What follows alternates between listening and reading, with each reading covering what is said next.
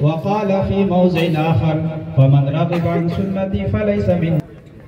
میرے محترم بزرگوں، دینی اور ایمانی بھائیوں، دور دراز سے تشریف لائے ہوئے معزز مہمانان کرام، نکاح اگر اس نیت سے کیا جائے کہ نکاح کی حفاظت ہوگی، شرمگاہ کی حفاظت ہوگی، اگر اس نیت سے نکاح کیا جائے تو نکاح پوری زندگی کے لیے عبادت بن جاتا ہے۔ آپ دیگر عبادتوں کا حال دیکھیے کہ وہ اپنے وقت اور محدود متعین وقت کے ساتھ خاص ہے۔ مثلا ہم اور آپ نماز پڑھتے ہیں، نماز کا آغاز تکبیر سے، اللہ اکبر سے، آپ نے سلام پھیر دیا، اب آپ نماز کی عبادت میں نہیں رہے، نماز کی عبادت سے باہر آ گئے۔ آپ نے صبح صادق کے وقت روزے کی نیت کر لی، آپ نے پورے دن روزے کے احکام اور مسائل پر عمل کیا، غروب آفتاب کے بعد آپ نے افطار کے وقت افطار کر لی، لہٰذا اب عبادت سے آپ باہر آ گئے۔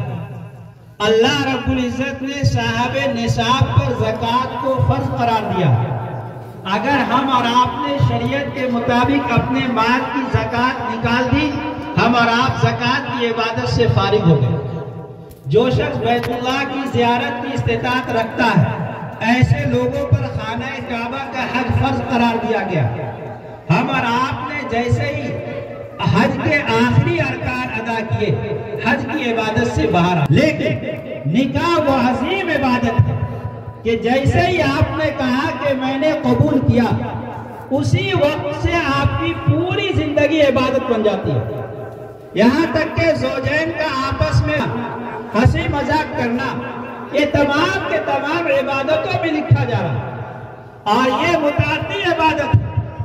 اسی وجہ سے شریعت نے اس عبادت کو بالکل ہی آسان، 1 روپے کا خرچ نہیں، زوجین مجلس کے اندر موجود ہو، 2 گواہ کی موجودگی میں ایک دوسرے سے کہہ دے، لڑکا کہہ دے میں نے قبول کیا، لڑکی کہے میں نے تم سے نکاح کیا، بس نکاح ہو گیا، یا لڑکی کہے میں نے تم سے نکاح کیا، لڑکا کہے میں نے قبول کیا، اب نکاح ہو گیا۔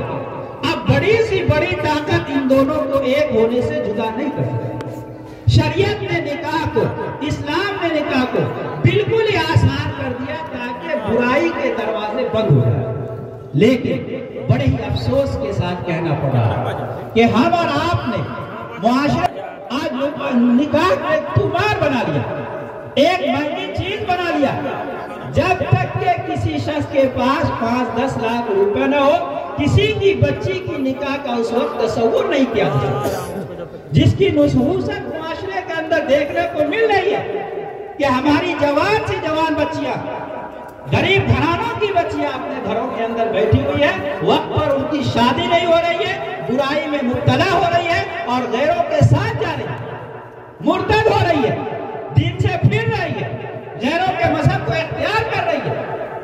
علماء نے بیان کیا ہے کہ ایسی 8 لاکھ سے زیادہ لڑکیاں جو ہمارے آنسوں سے نکل چکی ہیں، غیروں کے مذہب کو اختیار کر چکی ہے، وہ ہمارے کرتوت کی وجہ سے کہ آج ہمارا آپ نے نکاح کو ایک تمہار بنا دیا۔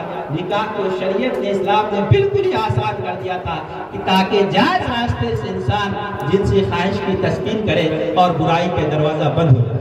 لہٰذا میں اپنے تمام کے تمام اپنے معزز مہمانان کرام سے، دور دراز سے تشریف لائے ہوئے وہ حضرات جو اپنے گاؤں کے ذمہ دار ہیں، اللہ رب العزت نے ان کو یہ عزت دیا، یہ مقام دیا معاشرے کے اندر، ان کی بات پر عمل کرتے ہیں لوگ۔ لہٰذا یہ کوشش کیجئے کہ اپنے گاؤں کے اندر، اپنے معاشرے کے اندر نکاح کو آسان سے آسان بنائیں، تاکہ ہماری غریب سے غریب بچی نکاح کے بندھن میں بن جائے۔ نکاح کے موقع پر جو 3 آیتیں کریمہ پڑھی جاتی ہیں، اس کا پڑھنا مسنون قرار دیا گیا۔ ان تینوں آیت کے اندر جو چیز قدر مشترک ہے، ایک ساتھ بیان کی جاتی ہے، وہ ہے تقویٰ۔ تینوں آیت کے اندر خدا سے ڈرنے کا حکم دیا جائے، تمام کے تمام لوگوں کو، بالخصوص زوجین کو اس وقت نکاح کے موقع پر تقویٰ اختیار کرنے کا، ڈرنے کا حکم دیا جا رہا ہے۔ اس کے اندر بہت ساری حکمت ہے، انہی حکمتوں میں سے ایک حکمت یہ بھی ہے کہ جس طرح سے دلہا بابو سمجھتے ہیں کہ میرے اندر بہت ساری خوبیاں ہیں، میرے اندر بہت ساری اچھائیاں ہیں، لیکن ممکن ہے کہ اس کے اندر کچھ کمی بھی ہے۔ اب اگر بیوی کے اندر تقویٰ ہے، بیوی کے اندر خدا کا ڈر ہے، تو بیوی اپنے شوہر کی اچھائیوں پر نظر رکھے گی، جو کمیاں ہیں اس کو نظر انداز کرتے ہوئے زندگی بسر کرے گی۔ دلہن سمجھتی ہے ہمارے اندر بہت ساری اچھائیاں، میرے اندر بہت ساری خوبیاں ہیں، لیکن ممکن ہے کہ ان کے اندر بھی کچھ کمیاں ہوں۔ اگر شوہر کے اندر خدا کا ڈر ہے، خدا کا تقویٰ ہے، تو شوہر اپنی بیوی کے اچھائیوں پر نظر رکھے گا۔ اگر اس طرح سے زوجین کے درمیان خدا کا ڈر اور خوف پیدا ہو جائے تو کبھی بھی تلخی کی نوبت نہیں آئے گی، کبھی بھی بحث و مباحثہ کی لڑائی جھگڑے کی نوبت نہیں آئے گی۔ لہذا ہر انسان کو، خصوصاً نئے جوڑے کو چاہیے کہ اپنے اندر خدا کا ڈر پیدا کرے، ایک دوسرے کے حقوق کی ادائیگی کی فکر کرے۔ اب میں نوشے بابو سے ایک بات عرض کرنا چاہتا ہوں، اس کے بعد ایجاب و قبول کے الفاظ ہو اور اس کو سماعت فرمائیں گے۔ نوشے بابو، اب چند منٹ کے بعد آپ کی ذمہ داری بڑھ رہی ہے۔ ابھی تک آپ آزاد تھے، جس طرح چاہتے تھے رہتے تھے، کماتے تھے، کھاتے تھے۔ اب آپ کی ذمہ داریاں بڑھ رہی ہیں، اب آپ آزاد نہیں ہیں۔ اب آپ کو زندگی کے اندر اس قدر قدم رکھنا ہے کہ کسی بھی اپنے رشتہ دار کو شکوہ شکایت کا موقع نہیں ملے۔ آپ کی پرانی رشتہ داروں تھی ہے، آپ کے والدین ہیں، آپ کے چچا ہیں، آپ کے بھائی ہیں، بہن ہیں، پرانی رشتہ داری کے ساتھ ساتھ نئی رشتہ داری ہو۔ اب آپ کو یہاں سے اس قدر قدم رکھنا ہے کہ کسی بھی رشتہ دار کو شکوہ شکایت کا موقع نہ ملے کہ ہمارے بھائی بدل گئے، ہمارا لڑکا بدل گیا نکاح کے بعد، شادی کے بعد۔ ایسا نہیں ہونا چاہیے۔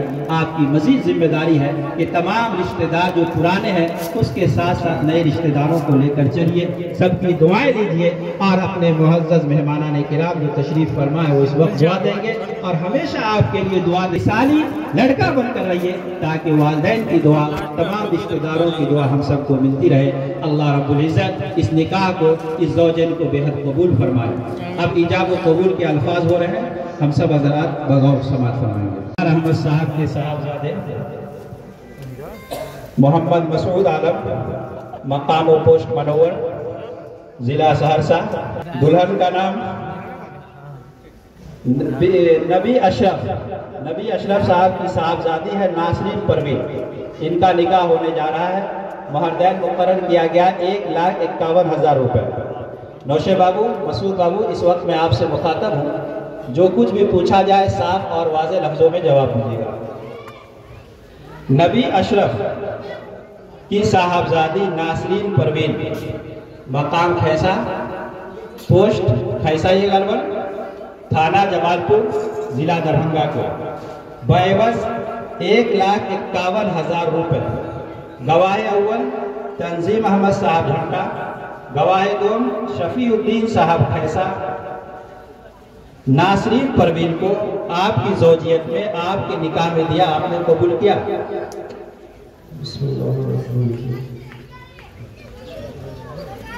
نبی اشرف صاحب کی صاحبزادی ناصرین پروین کو بعوض 1,51,000 روپے علاوہ نان و نفقہ و سکنا کے، گواہ اول تنظیم صاحب جھنڈا، گواہ دوم شفیع الدین صاحب کھیسا۔ ناصرین پروین کو آپ کے نکاح میں، آپ کی زوجیت میں دیا، آپ نے قبول کیا۔ بسم اللہ الرحمن الرحیم۔ دعا کر لیجیے۔ بسم اللہ الرحمن الرحیم۔ اللہم لک الحمد کلہ ولک الشکر کلہ ولک المن کلہ۔ پھر سے کیسا